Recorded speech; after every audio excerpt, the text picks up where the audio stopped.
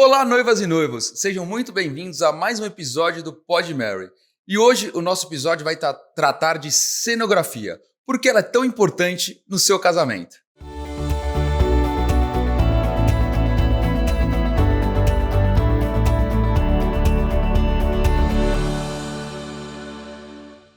Hoje eu estou recebendo o Luan Arvati, ele é arquiteto, mas cenógrafo de coração, pelo que eu entendi. Com certeza. Então, Luan, muito obrigado pela presença, o microfone é seu. Pô, obrigado. Estou muito feliz em estar aqui. É a primeira vez que eu estou fazendo um podcast. Estou com medo disso.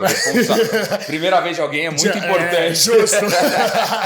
Mas fazer podcast com amigos, então acho que tenho certeza que vai ser muito gostoso. Como eu falei, você está em casa, então fica tranquilo. Sim. Luan, quero muito entender, eu sei que você é formado em arquitetura, como que você saiu da arquitetura e acabou entrando nesse mundo da cenografia? Cara, desde criança eu sempre gostei de eventos, então eu ia junto com a minha mãe escolher as decorações, mas nunca vi isso como uma maneira de ganhar dinheiro, de ter uma empresa.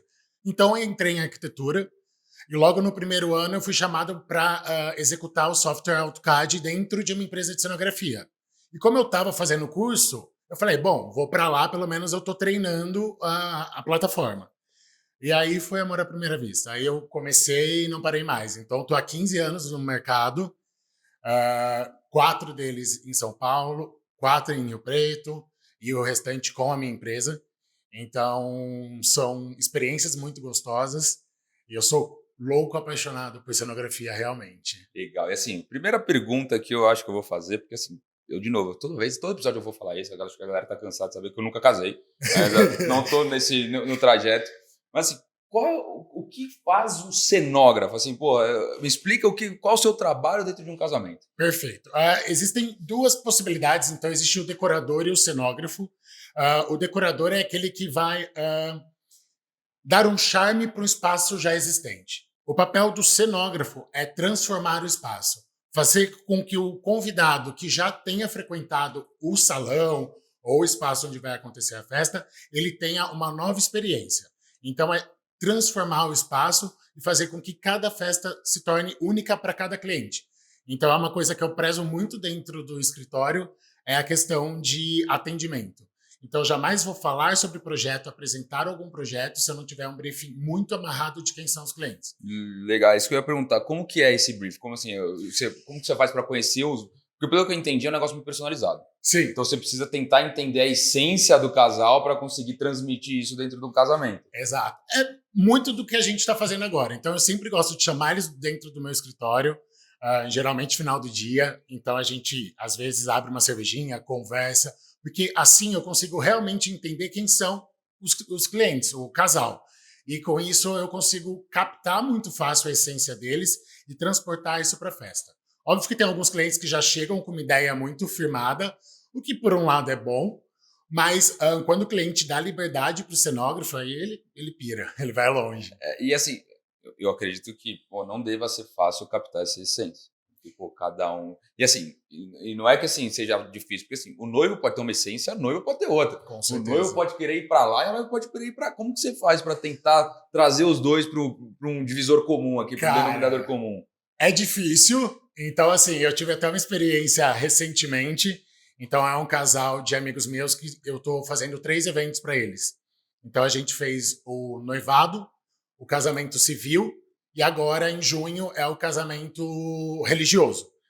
O noivado foi completamente a noiva. Foi numa fazenda, foi de dia, flores amarelas. O do noivo, o civil, que aí o noivo quem cuidou, foi black tie no Palácio Tangará e tema Grand Gatsby. Então, assim, completamente avesso. Só que agora eu tenho a responsabilidade de conseguir transportar a essência dos dois para o religioso. Exatamente, o religioso vai ser no Tangará. Então, que já me dá um pouco de respaldo para o noivo. Aí eu coloco um pouco da essência da noiva também dentro do espaço. Entendi, porque como o civil já foi no Tangará, então o noivo já está no ambiente que ele escolheu. Exatamente. Então você pode trazer a essência da noiva mais para a festa. Exatamente, eu consigo captar um pouco mais a noiva na cenografia e deixo com o noivo mais o espaço realmente que eles escolheram para casar. Legal. E assim, como que você faz para criar? Onde você busca essas inspirações? Como que é esse processo de criação? Cara, eu falo que atendimento de cliente e criação, para mim, são dons, porque flui muito fácil, Mas óbvio que viagens, se você buscar alguma referência, por exemplo, o noivo fala que gosta de algum restaurante. Pô, vamos olhar o restaurante, ver se não tem algo que inspire para também trazer para a festa. E eu gosto muito, eu sempre falo que quem pesquisa cenografia e decoração em referências de cenografia, para mim não faz sentido nenhum. Eu vou buscar na arquitetura, eu vou buscar no design, porque aí sim eu consigo transportar para a essência do casal algo que nunca foi feito. Legal, eu imagino que isso de novo, a dificuldade maior em você trabalhar é conhecer pessoas e isso é o seu desafio maior de tentar refletir isso. Mas como que funciona essa criação desse ambiente? É com luzes, é com, sei lá, madeira personalizada, assim, fazer um projeto de madeira? Como funciona? Total, porque eu não tenho ideia, tá? Não, tranquilo. Eu tô realmente tirando dúvidas minhas, que eu não faço ideia de como funciona. Cara, depende muito do evento, depende muito do casamento. Então, eu pego muito da referência do cliente, então a gente tem N possibilidades. Então, trabalhar com plotagem, trabalhar com os móveis, trazer um pouco da identidade do casal também nos móveis. Flor, lustres, pendentes, velas, iluminação. Então, tudo isso faz parte da concepção. Óbvio que cada casamento vai ter algo diferente que que eu apresento para o cliente que eles tenham gostado bastante. Então, tem muitos viés aí para a gente poder criar e executar isso também. E nesse briefing que você faz, você já dá algumas amostras, você já apresenta algumas ideias de inspiração. Olha, eu estou pensando na cenografia mais para esse lado aqui, você já dá... Porque assim, você vai criar do zero. Sim. Então, assim, não tem como você ver como vai ficar. Mesmo que tenha um projeto 3D, acredito que você não consiga. É um negócio ajuda bastante, né? Graças a Deus. Amém. Né? Então, mas nesse primeiro briefing você vai pegar inspirações da internet, de revistas, e você vai dar, olha, o que vocês acham desse lugar? Ou faz para isso? Como que funciona? Eu acabo não fazendo isso. Então, eu faço a primeira reunião, que é o briefing, então onde eu pego todas as informações possíveis, tento já captar a essência do cliente, porque eu não gosto de dar micro spoilers. Eu gosto de sempre surpreender o casal. Então, para mim, os 2 momentos mais importantes de surpreender o casal é no dia da apresentação do projeto e no dia da execução dele. Então, eu gosto de que os clientes chegam sem fazer ideia do que eu vou apresentar. Porque aí lá eu consigo surpreender e consigo vender até melhor o projeto. E para quem não tem ideia, assim, a cenografia, a partir do momento que você chega no casamento, o piso já faz parte da cenografia, a lateral vai ter composição de flores verticais, ou a cortina, a luz, aqui tem um tipo de luz lá dentro. Tudo isso engloba a cenografia. Absolutamente momento tudo. Você já está dentro da cenografia. Eu falo que a cenografia começa desde o convite até o kit toalete, porque eu gosto de contar uma mesma história. Então, a partir do momento que o convidado recebe o convite, ele já tem um spoiler do que vai ser a festa. Então, é muito importante... E você ajuda nisso em tudo, desde o convite até o... A maioria acaba não fazendo isso, mas eu gosto muito de estar junto, porque eu já vi, amigos até, que o convite, sei lá, tinha uma estampa, sei lá, verde e a festa era marsala. Então, não condiz muito com a história que a gente está contando. Então, eu gosto de acompanhar o cliente do dia que ele fecha o contrato até o dia da festa. Então, tudo que você vê dentro da festa, tudo que é visual, eu coordenei. Seja suplá, taça, porta-guardanapo, próprio guardanapo. Então, absolutamente tudo passa pelo meu crivo. E quanto tempo demora para montar uma cenografia? Cara, claro, sim, tem cenografias pequenas, gigantes, mas assim, você precisa chegar, você começa a montar 2 dias antes ou não? Já teve isso? Qual foi o maior tempo que você precisou? Então vamos nessa. Eu vou falar do maior e do exatamente. menor. Qual foi o maior tempo que você já precisou para montar uma cenografia? Qual foi o menor tempo que você já precisou? Perfeito. Eu vou falar então de 2 cases que eu tenho, que são os principais. Então, é o maior projeto que eu fiz em tempo, que foram 3 dias de montagem, porque eu adesivei o piso inteiro da festa. Na verdade, eu envelopei com uma estampa o salão todo. Então, era um dia só para envelopar. Aí a gente contratou um artista plástico que trabalha com papel. Então, a gente fez várias flores e folhagens de papel pelo salão inteiro. Então, a gente teve que trabalhar muito bem, porque mesmo nos 3 dias de montagem foi bem complicado. Porque como estava... A primeira coisa era revestir o piso. Só que a gente tinha que forrar o piso porque o andaime ia passar. Se o andaime passasse no piso, ia rasgar. Então, assim, esse foi o maior tempo, mas o projeto que eu mais gostei de fazer, porque foram os clientes que eles chegaram e falaram assim, Lu, a gente confia em você, a gente quer uma festa de casamento, mas a gente não quer um casamento. Aí, e eles mandaram muitas referências de artistas plásticos, de design, e aí eu peguei todas essas referências e a gente fez um casamento completamente diferente de tudo que todo mundo imaginava, principalmente em Rio Preto. E o com o menor tempo vai ser o Tangará dos meus amigos, que eles decidiram casar 11 da manhã no sábado e vai ter um casamento na sexta no Tangará que termina às 7 da manhã. Então eu vou ter das 7 da manhã às 11 da manhã para entregar uma festa completa de casamento. Quanto repete? Eu vou pedir para você repetir, porque pô, eu trabalho com evento. E isso é um prazo irreal na minha concepção. Sim e não, porque o que acontece? Como eu trabalhei muitos anos aqui em São Paulo ele te leva para um lugar muito de logística. Porque tudo é rápido, tudo tem que ser para ontem. E aí, por exemplo, quando tinha o Leopoldo, o Salão Leopoldo, não tem onde parar caminhão, não tinha doca. Então você tinha que jogar os móveis dentro do salão e depois montar a festa. Então o time de montagem sempre é muito curto. Então, no interior, a gente consegue ainda ter uma flexibilidade. Mas, por exemplo, se os meus clientes fecharam um Tangará para o dia da festa e o Tangará tem disponível a véspera e aparecer alguém, o meu cliente ele tem que comprar a véspera. E é um valor muito alto. Então, o cliente não vai pagar. Aí a gente faz toda a logística. Então, como a gente já sabe disso faz uns 3 meses, mais ou menos, a gente já está mudando toda a logística da festa para conseguir entregar. Vai ser assim, bizarro vai. Mas vai dar certo. Já deu. Eu tenho certeza. Eu falo, tem que pensar sempre na única opção que é dar certo. Sim, você não pode ficar pensando, meu Deus, não vai ter que dar. E a questão é que assim, como eu sei muito bem sobre logística, para mim é muito fácil entender o que eu posso ou não entregar. Eu jamais vou colocar 20 árvores e 200 lustres numa festa que a gente tem 5 horas de montagem.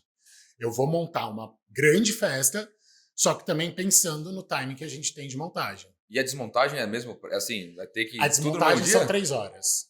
Mas bem, é mais fácil destruir do que construir. Exato. Fácil. Não, a desmontagem para mim nunca foi preocupação, porque é jogar tudo no chão e varrer. Sim. Então isso é bem mais tranquilo. Isso é norma, assim, 3 horas. Praxe do mercado, exatamente. A média são de 3 horas de desmontagem para qualquer salão. A gente teve recentemente no casamento de um amigo nosso. Sim. Então assim, a gente saiu 6 horas da manhã, até às 9 tem que estar tudo limpo. Exatamente. Tem muitos espaços até que eles colocam multa se você não entrega o salão limpo até 3 horas pós-festa terminada.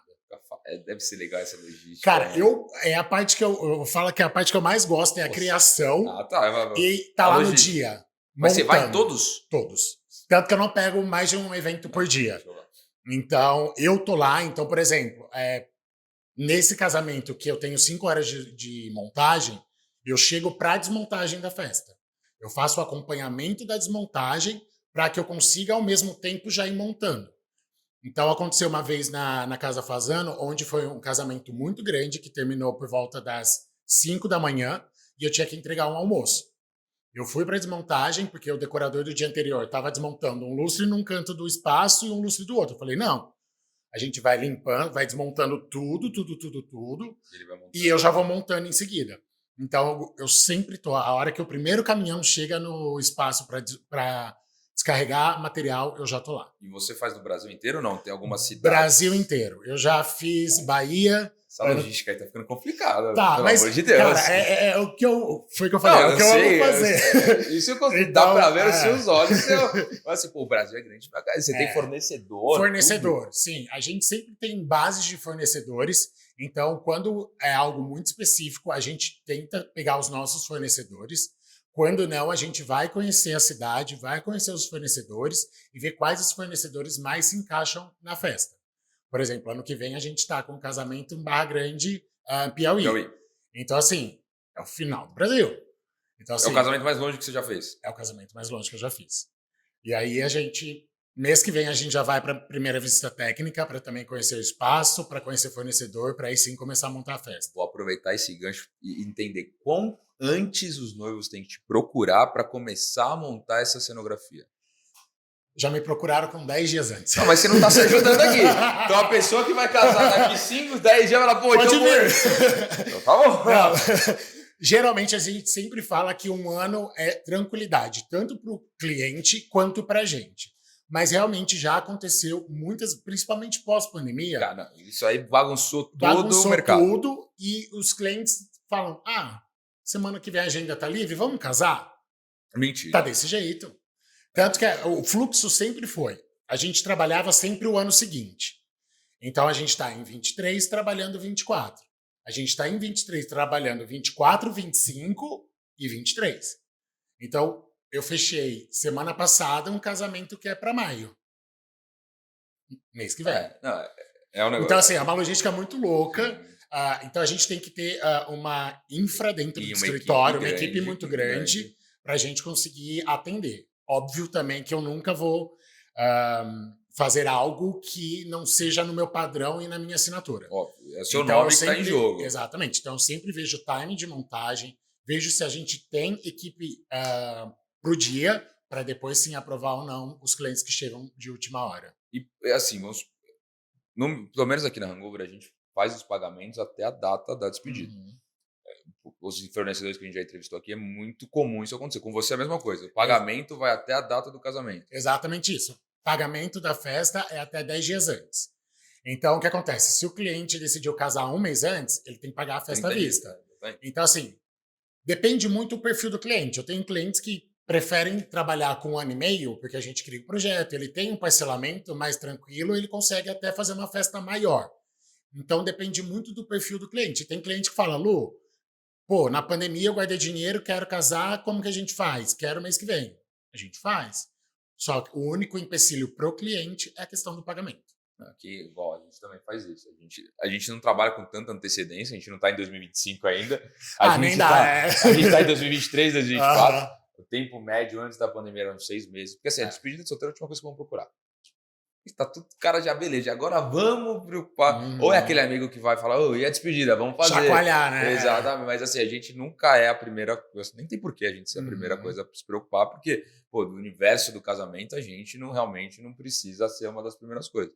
Mas realmente, a gente sentiu que depois da pandemia, pô, tem gente que vem, entra, feriado final do 1º de maio, pô, a gente vai resolveu fazer a despedida. O que vocês têm? A gente não consegue esses 5 dias de você. Tá. Já tô avisando. Quem tá vindo aí quer fazer. Não, a Hangover não consegue, porque realmente a gente tem que se preocupar com qualidade. Sim. No mínimo 30 dias. Porque normalmente é viagem, né? E assim, ao contrário de você que vai em todos, a gente tem equipes. Então eu consigo fazer, que nem na Páscoa agora, a gente teve 10 despedidas no feriado. Caraca. Então assim, a gente tem equipe para isso. Mas eu não consigo com 5 dias. A gente precisa. Porque assim, é detalhe de cardápio, festas, tudo mais. E é o mesmo que você comentou, que tipo. Talvez vocês não sejam os primeiros, mas ao mesmo tempo tem clientes que podem ser os primeiros. Porque o que acontece? Dentro de eventos, dentro do casamento, eu sempre falo que o que é caro e o que é barato, quem vai me dizer é o cliente. Boa. Porque eu tenho noivas que gastam 100 mil em flor e pagam 1.000 num bolo chorando. E eu tenho noiva que gasta 10 mil num bolo rindo e 30 mil em flor é caro. Então, eu gosto que você está me dando vários ganchos, porque a próxima pergunta era justamente de valores. Tá. Porque assim, de novo, alguém vira para mim e fala assim: quanto custa uma despedida? Pô, vai depender de 300 aspectos. Legal. 400, talvez. Acredito que o seu depende, porque você tem muito mais detalhes do que a gente. Então, assim, tem algum norte? Assim, quem está ouvindo a gente, de novo, não conhece cenografia, fala: pô, agora que eu percebi que eu preciso disso. Sim. Noção de valores ou não? Não tem como passar. Depende muito do que o cliente quer para a festa. Então, por exemplo, assim, tem um cliente que quer um convite com ponteira de ouro. Pô, esse convite vai custar 10 vezes mais do que um convite de papel tradicional. Sim. Então, a gente fala que o ticket médio por pessoa hoje dentro de um evento, de um casamento, pensando no padrão de entrega nosso, é de R$2.000 a R$2.500 por pessoa. Então, seja um mini wedding ou seja um casamento para 300 pessoas, isso é o ticket médio que a gente trabalha, considerando a festa toda. Legal. Então, desde o convite, a lembrancinha dos padrinhos, a decoração, música, atração. Então, tudo isso é mais ou menos nesse ticket. Legal. E que assim, eu sei que você falou que você consegue fazer casamento 5 dias depois. Mas assim, como que funciona o relacionamento com os noivos depois? Fechamos, vai ser você, agora o nosso casamento é 6 meses, é 1 ano. São várias reuniões, Ou vai chegando mais perto, aí você vai tendo mais reuniões? Como que funciona esse fluxo de relacionamento? Depende muito também do cliente, mas o que eu sempre, as reuniões principais que a gente tem dentro do escritório com o cliente é reunião de briefing, a reunião de apresentação de projeto, a reunião de apresentação de orçamento e a apresentação final, que é o que a gente faz aqui em São Paulo, que a gente traz o cliente para ver a amostra de flor. Isso é um diferencial que a gente tem dentro do escritório, Legal. porque todo mundo gosta de trabalhar sempre com referências. Cara, flor não existe referência. Cada dia ela vai estar de um jeito. Então, o que eu faço? Eu pego as ideias que a gente tem, venho para São Paulo, a gente cria os arranjos, os noivos vão até o galpão e aprovam os arranjos. A partir daquele momento, são exatamente aqueles arranjos que vão estar dentro da festa. Então, é um processo... E é você que coloca como que vai ser cada arranjo em cada lugar.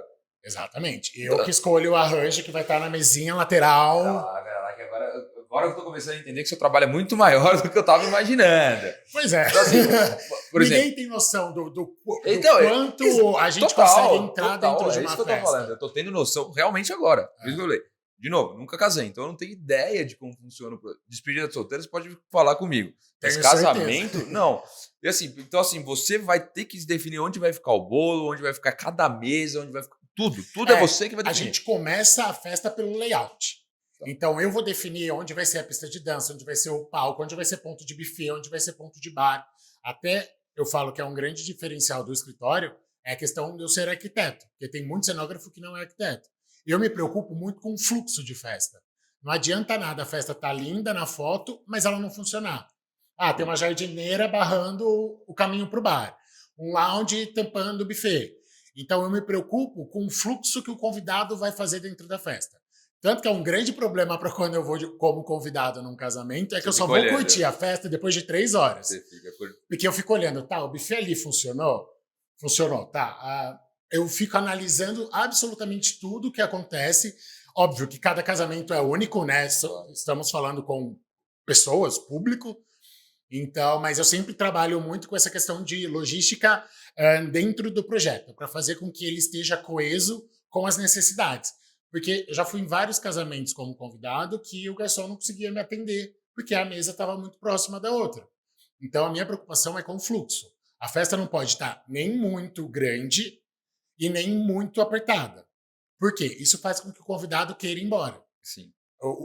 Eu sou o principal, a principal peça dentro do projeto para fazer com que o convidado permaneça na festa. Porque o convidado no dia da festa é folgado. Você é, eu sou, todo mundo é. A gente quer comer bem. Convidado bom. Não, eu confesso que comida eu não ligo, agora bebida. Mas é isso. Eu ia até te perguntar, você que define quantos bares vão ter no. Assim, exatamente isso. Eu defino. Então eu sempre tenho. Essa é uma dor minha também. A comida eu não lembrei, mas o bar eu já estava pensando aqui, quantos bares tem que ter. A ideia é que eu faço o projeto, a gente sempre tem umas médias, tanto de dimensionar o bar quanto também buffet. Projeto aprovado, eu faço uma reunião interna com o buffet e uma reunião interna com o bar, para ver se onde eu loquei esses móveis funcionam para eles também. Porque, de novo, se eu colocar um bar que não parceiras disso. Sim. Se eu colocar um bar onde não funcione, o cliente está desperdiçando dinheiro. Eu tenho que fazer com que tudo saia o tempo todo e que todo mundo tenha tudo nas mãos. Porque quanto mais a gente der artifícios para eles, mais eles ficam dentro da festa. A partir do momento que ele entrou, ele deixou os 2.500. Meu papel é fazer com que ele fique até as 5 da manhã. Não importa se ele sair em 10 minutos ou... Exatamente. O lugar dele tá lá, a comida dele foi paga, a bebida dele foi paga. Então, assim, a partir do momento que bipou no buffet, que a pessoa entrou, ela já está contabilizada como um todo da festa. Então, eu sempre me preocupo muito em como entregar uma festa para fazer com que o convidado permaneça o maior tempo possível. E você já fez algum casamento que o espaço era muito grande e o número de convidados nem tanto, você teve que dar uma camuflada? Porque, assim, acredito eu que você não vai poder fechar um espaço do buffet porque você está pagando por aquilo. Ou não, vale a pena realmente, vai ter... O espaço é para 500, nós estamos em 200, vamos fechar isso aqui, sim, porque não vai valer a pena ficar aberto. Lá em Rio Preto, nosso maior espaço é o Vila Conte. E sim, dentro dele, ele consegue fazer formaturas para 3.000 pessoas. e eu faço casamentos para 200 pessoas. Então a gente usa o espaço que a gente precisa. E aí eu fecho o salão. Então, assim, o convidado que não conhece Vila Conte não vai saber da imensidão que ele tem. Então, o meu papel é realmente abraçar a festa. Então, meio que no meu processo criativo, eu começo da pista de dança e vou crescendo a festa. Aonde ela parar é onde eu vou fechar a cenografia. Então, realmente, tipo, de novo, cada vez que você fala, eu fico mais que o trabalho é maior do que eu tinha noção. Exato. É um negócio, cara, tem que ser dom para isso. Porque e assim, é muito trabalhoso, é muito desgastante, mas eu não invejo fazendo outra coisa. Então, pra mim é prazeroso. Se você vai lá que se vê, você já tá vendo. O pepino é gigantesco. Exatamente, Então, assim, é uma responsabilidade muito grande também, porque da mesma maneira que você lida com sonho, eu também lido com sonho. Uma vírgula, um drink que não saiu legal na tua despedida pode acabar com a despedida, como uma mesa fora do lugar também pode acabar com a festa. Então, a nossa responsabilidade no dia da festa é gigantesca. Tanto que entreguei a festa, o meu trabalho acaba. Sim. Ou eu vou na festa como convidado, quando os clientes, a gente acaba criando uma amizade, eu vou como convidado. Ou se não, vou para casa. Só que eu não consigo dormir até saber que a festa acabou. Porque eu fico falando, cara, aquele lustre vai aguentar? Tava muito pesado a hora que a gente montou. Então, assim, eu fico com o coração na mão, assim. É só para saber, assim, sua expectativa de qualidade de vida. Quantos casamentos você faz por ano? Tô numa média de 40, 50 casamentos por ano. Então, são 50 finais de semana que você não dorme.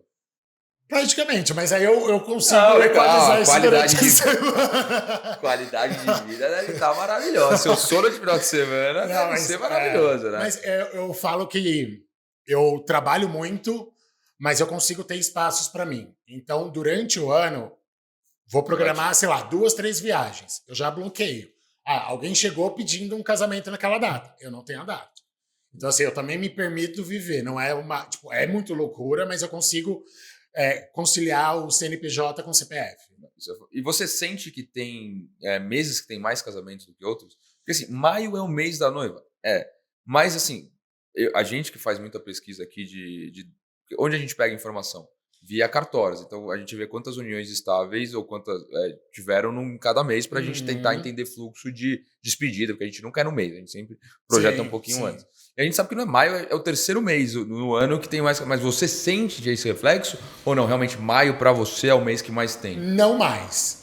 Hoje, dentro do escritório, e conversando com outros cenógrafos também, amigos, os meses que a gente tem mais casamentos são no mês de abril e no mês de setembro. Porque são meses que a gente está com menos possibilidade de chuva e também não está com tanto calor. Entendi. Ou tanto frio. Então, e também tem um detalhe que o mês de maio é o mês mais caro para flor. Porque é o dia das mães. Não é nem pelo dia das noivas. No mês das noivas. Mês de maio e mês de junho são meses mais caros que a gente compra flor a 30%, 40% a mais. Porque mês de maio é dia das mães, mês de junho dia dos namorados. Que o presente principal que todo mundo sempre dá é a flor. Então isso acaba equacionando muito na nossa conta de flor. Eu só namorei uma vez e vivia dando chocolate. Tava dando presente errado, então. Cara, não, porque geralmente com a flor vem o chocolate que eu pensava no chocolate, porque a flor é um negócio, cara, que dura muito pouco. Vai durar... tanto que para um evento, a flor é descartável. A gente não consegue Eu tô sendo enganado toda vez? Não, descartável. Não. Eu que fiz confusão agora, a gente confundi descartável com de plástico. Não, eu ia falar, meu Deus do céu, o negócio é perfeito. Não, as minhas flores, tem muitos cenógrafos que eu uso. Sempre falando. Mas as minhas flores são 100% naturais. A questão é que como a gente chegar no casamento sem, porque assim, é muito delicado, uma flor, é muito delicado. Cara, uma temperatura, um grau a menos pode fazer com que a flor murche. Sim, a nossa preocupação é muito grande, só que a gente também tem fornecedor, a gente pega direto em Olambra isso. Então a gente tem a melhor qualidade de flor do Brasil. Mas isso funciona para quem em casamentos perto de Olambra, não? Você consegue levar flor de Olambra para o casamento que você vai fazer em Barra do Piauí? Consigo. É tudo questão de levar em caminhão refrigerado. Mas você vai levar, não é de avião? Não. Então, isso aí vai ficar 4 dias na estrada. Sim. E ela aguenta, porque ela... Pô, todas as melhor, flores que a gente aguentando mais trabalha... que eu. Mas ela tá no ar-condicionado 24 horas. Tá bom. Então, assim, por exemplo, quando ela vai para Rio Preto, então a flor chega na quinta noite pra gente trabalhar na sexta e entregar no sábado. O caminhão refrigerado fica ligado esses 3 dias. A gente não desliga ele. Então, assim, a flor dura no ar. Tá me Tirou lembrando do daquela ar, cena do American Pie, o casamento, que o Stifler desliga a refrigeração. É exatamente aquilo. É exatamente aquilo. É exatamente aquilo. Se desligar, morre tudo. E aí, tanto que se você for pegar no final do casamento, principalmente no interior, que é muito mais quente que aqui, final do evento, a flor já tá, tipo, começando a querer sentir. Tá igual os convidados, tá? tá? Ó, pelo menos tá todo mundo na mesma vibe, pô. Tá todo mundo pendendo Tá pro lado já. Porque o clima é muito quente e aí o dia seguinte a gente não consegue reaproveitar nada. Mas, assim, é tudo lixo. É tudo. Tudo lixo. Volta peça, volta vela. Ah, não, beleza. A mas logística, flores mas em si... flores. As únicas flores que a gente consegue entregar para os clientes pós-festa são as flores que são plantadas. Então, sei lá, uma orquídea, se a gente está trabalhando são mais com resistentes. Exato, porque a gente consegue Deixar umidificar na terra. A flor de corte, a partir do momento que ela corta, ela já está morta.